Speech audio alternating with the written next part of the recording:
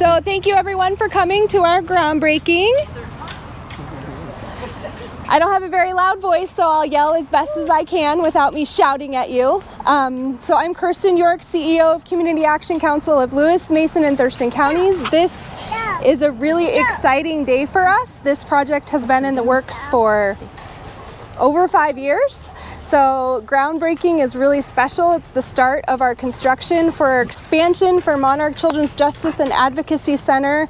All of you know the programs well and are good supporters of the work that they do. So I'm gonna call out a couple people. This project is funded by a few sources of funding. One is the Department of Commerce. So I can see Carl is from the Department of Commerce. They gave us a Building Communities Fund grant, which is funding a big chunk of this project. Thurston County, Alex is here from Thurston County. They're funding this project through Community Development Block Grant funding. And we have our largest donor here, Maureen Fitzgerald, is here. So Maureen is... Where's Maureen? Hi, Maureen. Maureen donated $10,000 to this project on behalf of Monarch. She's the original director of the program. So we really appreciate all the support from the board and staff and community and partners. Our architect, Steve, is here. Steve is the architect for the project and has been pivotal in that work. So thank you, Steve. So I'm going to introduce Tambra Donahue. Tambra Donahue has been the director of Monarch for...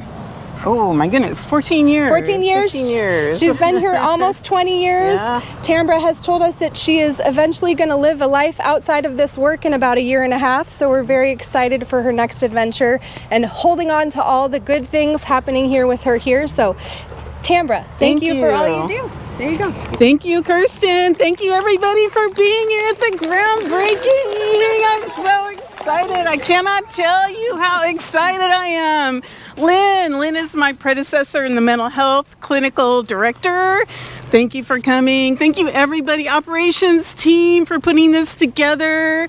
Everybody sticking with us through this long journey. Kirsten, thank you for leading us to this point in our journey. Oh my goodness, I'm just so excited to be here. I'm emotional about it. We have waited so long. We need this so much. Thank you, everybody, so much for being here. We're groundbreaking today. Oh my gosh. I can't contain it. She's dancing. Oh my God. I've been dancing all day. Thank you, everybody. And Joyce. So great. Our kids need this. We need this space. And Joyce is going to talk a little bit more about why that's so important. Dr. Gilbert, she has been steadfast in supporting us and hanging in there, and she's going to talk a little bit more about why this is important and what it will do for their expanding their care for kids. Thank you, Joyce. So I'm the medical director of the Providence Abuse Intervention Center, which is part of the Children's Advocacy Center. Monarch Children's Justice and Advocacy Center is that umbrella that we work under. And we do what we do because they do what they do. Community Action Council has been a partner with us forever.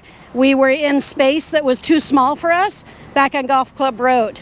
And the vision was to get bigger, better space, which we did, and it was going to be in 2 phases. Phase 1, 2019, October, we moved in and we loved it, but we knew that we were at 2/3 of the space that we needed to adequately provide the services to the children of 5 counties.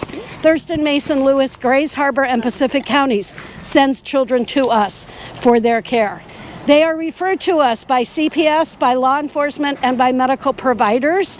Once a child has disclosed physical abuse, sexual abuse, anything bad that has happened to them, they come to us for their care.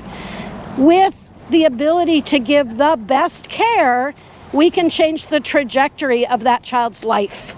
We can help that child overcome the adversity and the trauma that they have lived through. So since October of 2019, we have been functioning with 2/3 of the space we needed. And we've made it work, and it was fabulous. But in 2020, we were supposed to start phase 2. And here we are. We're starting phase 2. So that's why we're all so excited. That 3-year hiatus has put my staff and all of our abilities to provide what we need for these children and on hold or at a diminished capacity. So now we are so excited that we're going to be able to really meet the needs of the children. After we're all done with our groundbreaking, I would like to invite everybody in for a tour because we'll show you what we have now and what we're going to get out of this expansion. The first thing we're going to get is a waiting room. We haven't had a waiting room since October of 2019. What doctor's office do you go to that doesn't have a waiting room? That's huge for us. Fine in the pandemic, everybody waited in their cars. Not so fine now that we're done with that. So again, we're very excited. We're going to take over some other office space. We're going to remodel and rearrange a few offices. We're going to gain all of the facility that we need to go forward and to really do the work that we do. So thank you all for coming. Thank you. The Community Action Council, Children's Justice, Monarch Children's Justice and Advocacy Center, everybody that we partner with, we thank you all. Yay! Okay, ready? Okay, Abby. 1, 2, 3, shuffle! Yay! There we go. Yay! Good job, Lynn. Come on, for being here.